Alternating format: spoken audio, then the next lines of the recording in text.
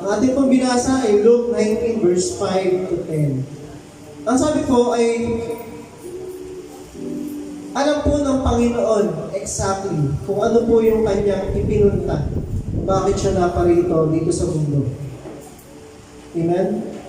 He knows exactly why He came into this world. Ang tanong po, kayo ba? Personally, alam niyo ba kung bakit kayo narito sa mundo? Why are you here?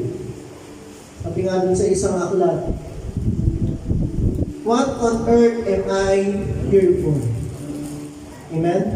Minsan ba naitanong mo na sa iyong sarili, bakit nga ba tayo nabubuhay dito sa mundo? What is your purpose in life? Doon po sa bandang huli, sa verse 10, sinagot po ng Panginoong Yesus yung katanungan po na yun. Sabi ng verse 10, for the Son of Man has come to seek and to save the lost.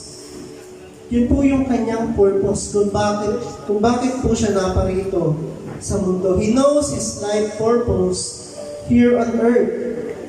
And marahil, ito rin po yung purpose para sa atin ng Panginoon. Hindi lang natin lubos pa na naiintindihan. Kasi akala natin, ang purpose natin sa buhay ay magkaroon ng mga material na bagay. Magkaroon ng relationship with one another. Para sa atin, doon na natatapos yung purpose natin.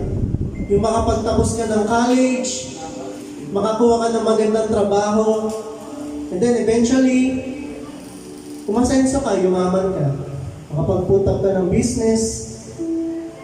Pero namimiss look po natin, na-overlook natin yung tunay na layunin ng Diyos para sa buhay natin. And that is what? To seek and to save the lost.